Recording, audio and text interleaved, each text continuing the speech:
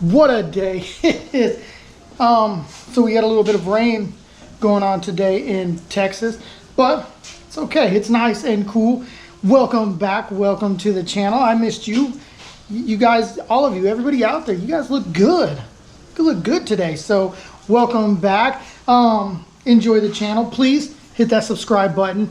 Hit that like. Leave a thumbs up, a comment, and hit that bell notification so you don't miss a thing. All right, so today we have possibly our issue fixed. As far as I know, it should be fixed. So a little backstory is, had the battery problem in the Integra.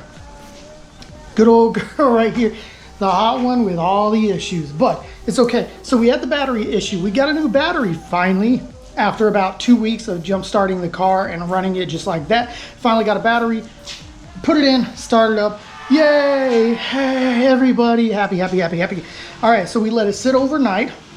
The very next day, see if it drained the battery, see if we had a parasitic draw or anything like that. We didn't. It started right up. Yay! So we had good battery. So I'm driving it. I'm at like 13.8, 13.9 volts, exactly where it needs to be until I come to a stop. I'm at a red light.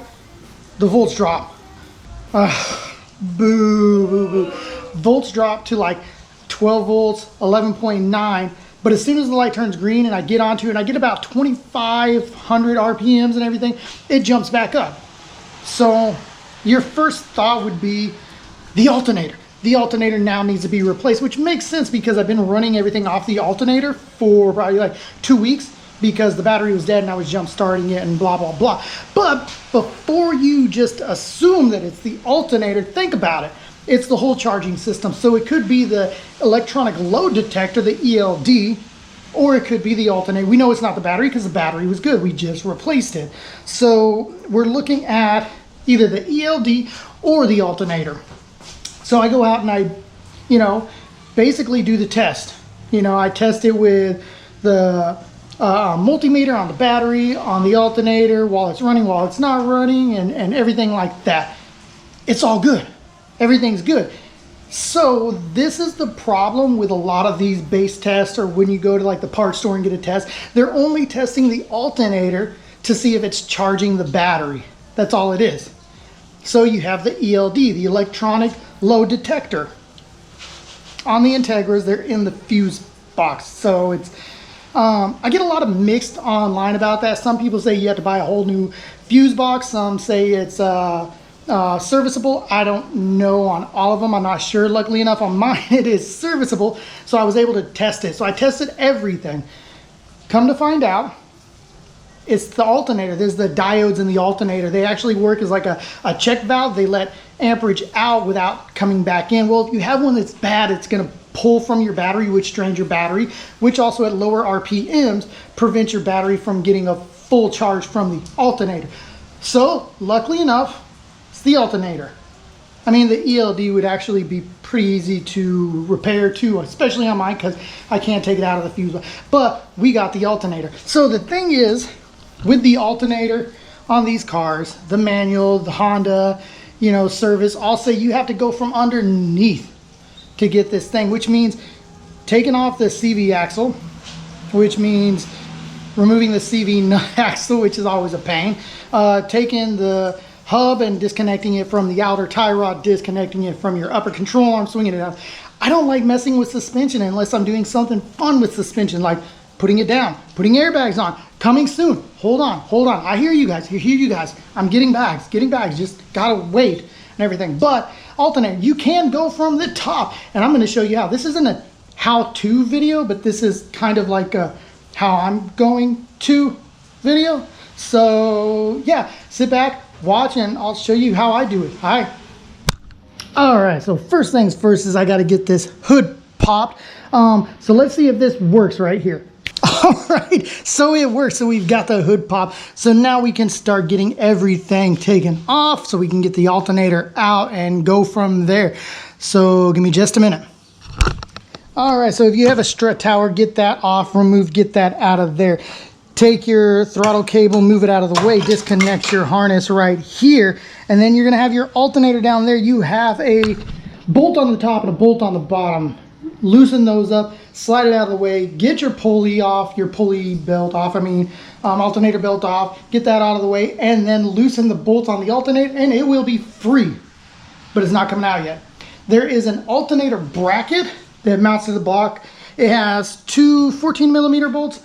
Take those off, it'll come out. You'll have all the room in the world.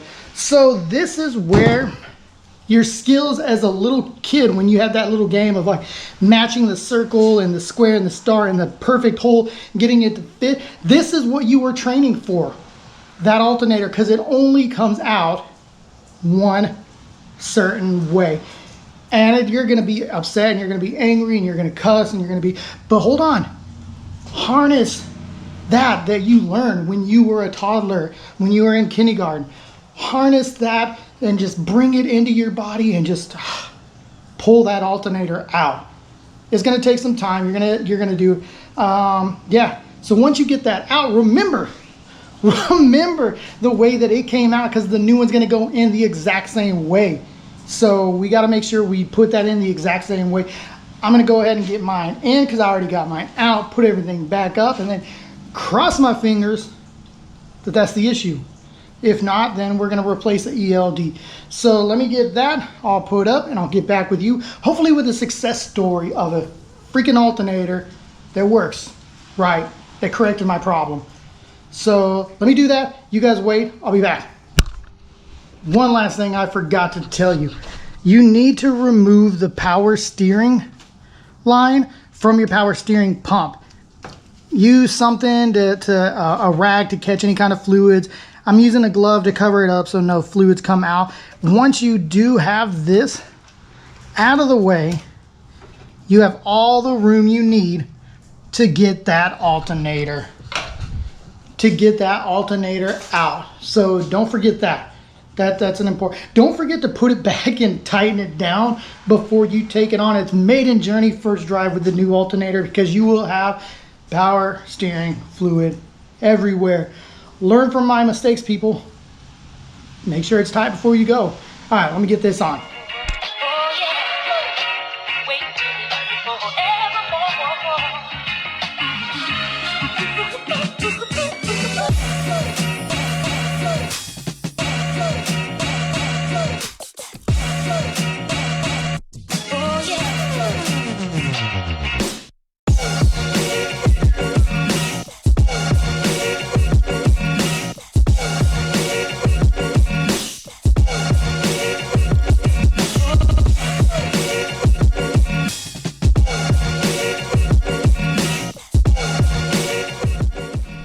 All right, so I ran into a little bit of a problem with putting everything back on.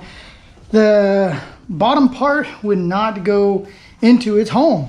It didn't want to go home, so I had to take the lower bracket off, and that little piece right there was actually pushed over to that side. So, had to fix it. So I had to take it over to the press and use the bolt, go in through there, press it down so it can make it flush, sitting right in there. So now I can go back in. It's a little snag, but luckily enough, I got the press. I was able to get everything pressed back in. So it was just 3 bolts. They weren't seized, they weren't stuck, nothing like that. So good, no problems. Just a little bit of extra time it took to do that. So it's all good. I'm gonna put that bracket back in, get the alternator put back in, and get back with you guys. So just watch.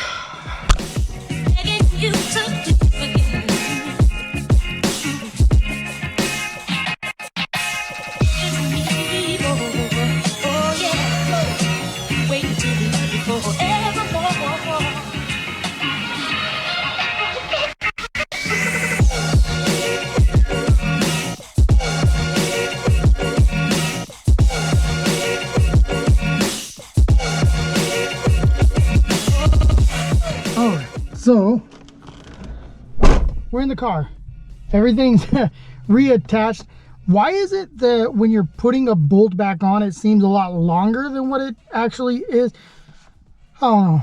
Felt like I was turning one bolt like for 500 turns before it got tight, but everything's connected, everything's double checked, everything is good, secure, installed, fingers crossed. I hope. But we're gonna try to start the car now. We're gonna check our volts, monitor it, see what's going on, and go from there. So let's try this out.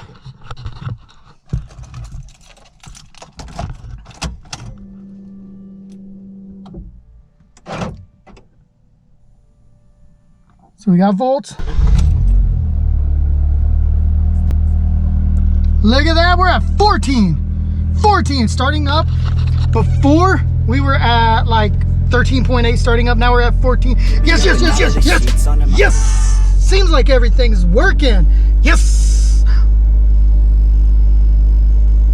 I think I'm revving a little too high in res. Hopefully that goes down, because I mean it is a cold start, so it's gonna rev high. Turn on the lights, put down the window. Yes, yes, yes, yes, yes, yes. Volts are good, volts are high, volts are amazing. Yes, I think we fixed it. I think we fixed it, guys. Yeah. All right, so I'm super excited because that's a lot of stress that was put on me in my car. My headlights look so bright right now. I wish you guys could see them, but kind of the hood's up, and also it's kind of daylight, but they look so good. They look so good. So yeah, I'm gonna let it idle for a while. Turn headlights off. It actually goes up to 14.1 volts. So we're looking good. Yes, yes, yes, yes. Good job, guys. Good job. So we're gonna sit there and let that idle for a while. Hopefully the revs will go down, the RPMs, and we'll check it in just a few minutes. I need a drink. It is hot in the garage. So let me go in, get a drink, let the car run, and I'll be back with you guys in just a short bit of time.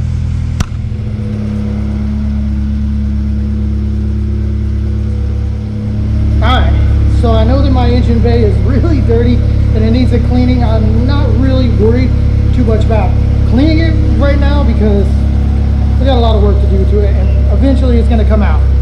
So, but we're looking good. No spills, no squeaks, no nothing, and we're good, we're good, we're good, we're good. You're good, I'm good. Car's good, that's all that matters. All right, hold on. All right. So, just make sure everything's good and tight. Go over it once more. Sure, no leaks. Power steering, it's not leaking, everything's good. I replaced the little O-ring that goes onto that just so there will be no leaks, and I hear thunder, so we're about to start to rain again, so I'm probably not going for a test drive. But okay, so everything's plugged back up, wiring harness, every bolt's double checked, all that. Don't forget to make sure that your alternator belt is at the correct tension. A good rule of thumb is if you can turn your belt 90 degrees without it wanting to go any further, you're good. You're good. You got good tension onto it. There's a little tool gauge that you can buy, but a good rule of thumb is if you can turn it 90 degrees and it shows resistance and doesn't want to go further, you're pretty good. Too much slack, you can almost rotate it to where it goes 180. You don't want that.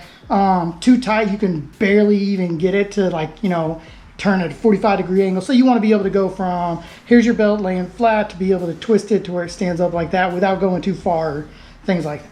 So that is good. Quick little reminder. If you do have a battery light that comes on your dash, don't necessarily assume it's the battery or the alternator, because it's something with the charging system. So just go through the checks, check everything, make sure you have a good battery to start with. Then make sure not only is your alternator charging your battery, but your alternator is not drawing from your battery. Yeah, so thank you guys for watching. I think we're done here.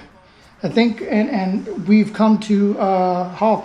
Took a little bit of time, not too much, but not too little. So took a little bit of time, got it done, got everything. So we're good. That's the main thing, is we're good now. We are safe with the battery, safe with the alternator, safe to drive it, and I like that. So thank you for watching.